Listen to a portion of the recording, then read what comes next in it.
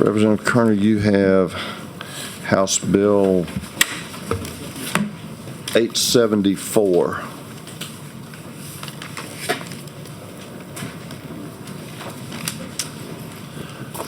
On your bill, please, sir. Thank you, Mr. Chairman. Thank you, members.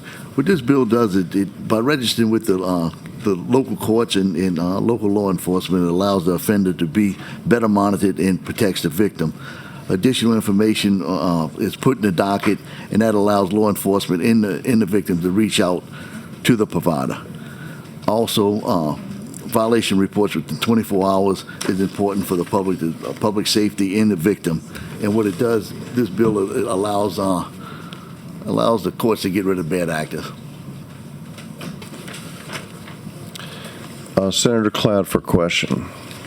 Thank you, Mr. Chair. I actually read your bill a couple of times over and have a little bit of experience with, knowledge rather, of this just from talking to my district attorneys and sheriffs and judges who have expressed some concern about and I think that's why you're bringing this bill, is to remedy a situation that's happening, across the state, but probably across the nation, where you have companies that are going in and selling these devices that are put on a participant, and then that's where the action stops. They're not being monitored, tracked. There's no reporting, which yours requires monitoring and reporting to the court of jurisdiction and to the bail bonding agent. And I think you've included the reporting to the bail bonding agent because he's basically got skin in the game, right? Is that correct? Yes, ma'am. So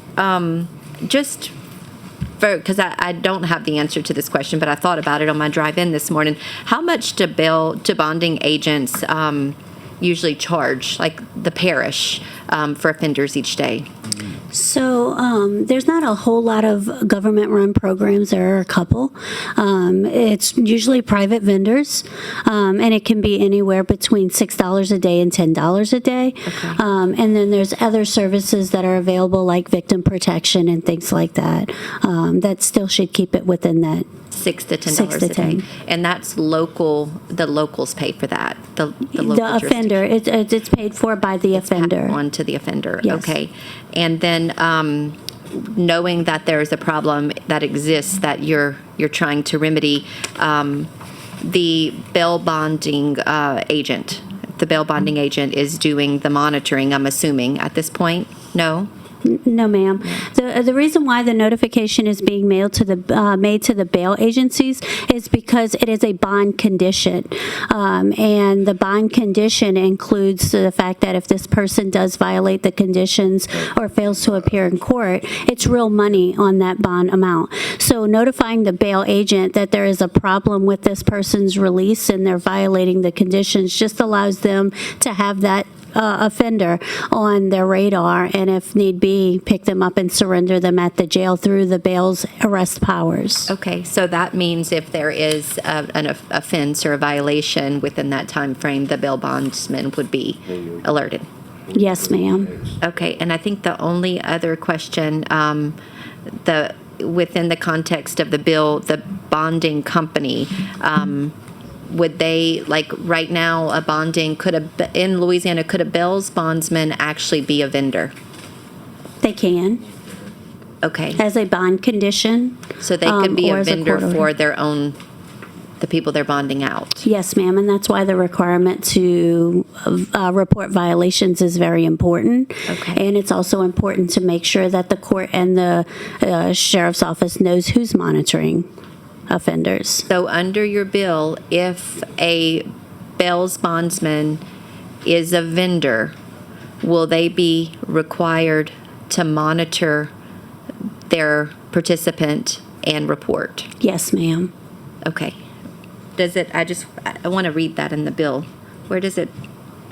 It just says provider. So anyone that is a provider, the only people that are excluded from being a provider in the bill is judges, district attorneys, and sheriffs. Okay. Outside of that, it's a private vendor. Okay, so right now, a bail bondsman or anybody that's a vendor does not have to monitor and report. No, ma'am. At this point, we don't. There was a case out of the St. Francisville, the 20th JDC, where a offender was allowed to stalk and kill the victim. Sam DeQuilla, who's the DA in that area, actually indicted that provider. And in February, the First Circuit Court came back and said there's no legislation that said we had to. So And we're at- basically just paying, or they're paying $6 to $10 a day to wear a device, and nobody, or hopefully some places they are, but they're not adequately being monitored and the activities not Well, being. the ASAP program has set standards in our jurisdictions, and a lot of the jurisdictions that we work in has adopted those standards, and those standards are included in 874. And that's why when I saw in February what happened, I came straight to the Capitol and started to try to find an instrument. And when we couldn't find an instrument, I worked with Representative Kerner to get one written to make sure it got in before. We can't wait. It can't be someday. It has to be today. Yeah, this is checks and balances, Yes. boundaries. We're closing all the loopholes, Yes, ma'am. from what I understand. Okay, Yes, ma'am. thank you, Mr. Chair. Thank you. I see your prohibitions against the sheriff, DA, or judge, but and their family members. But a deputy sheriff could do that. Could be a vendor under this. Well, I think some sheriff's offices run programs, but they're government-run programs. It's not financially, I see. yeah. But could a deputy sheriff, just under the bill, it says the following persons are prohibited from being a vendor having a financial interest in any sheriff, and then their family members, but it doesn't prohibit a deputy sheriff, right? I really wouldn't know the answer to that question. I would think you're right, but I really don't. Might need a little cleanup, a little bit. Yeah. I mean, it could be, the district attorney's secretary or staff could do it. I don't know. Might need a little bit of cleanup between here and the floor, but be that as it may, we'll talk about that at a later time. Motion fair. Okay, we do have a couple of people want to make the motions, but I have some cards to read in first. Bob Wirtz, Louisiana Commission on Law Enforcement, put in a white card, will provide information if requested. Marshall Minu with the Louisiana Commission on Law Enforcement and Post will provide a white card not in support, but just to provide information. Then cards in support, we do have Jill Dennis with Assured Supervision Accountability Program, who just spoke in support. And we do have a Matthew Dennis who says he wishes to speak. He waives. Thank you. In support. Susie Labrie in support, not wishing to speak. Walter Beach in support, not wishing to speak. John Harmon in support. Laura Earlbeck in support. Debbie Terrio in support. Kathleen Harms in support. Stephen Adams, Association of Louisiana Bail Underwriters in support. Jamie Blink, Association of Louisiana Bail Underwriters in support, not wishing to speak. Zach Daniels, Louisiana District Attorneys Association in support, not wishing to speak. Billy Joe Harrington, District Attorney, Louisiana District Attorneys Association in support, will provide information if requested. Guy Ruggiero in support. Debbie Hall in support. And Mary Bevel in support. All not wishing to speak. The board is clear. I think Senator Abraham maybe made the motion first. I'm not sure, but we'll take his. Is there any objection to the motion to report this bill favorably?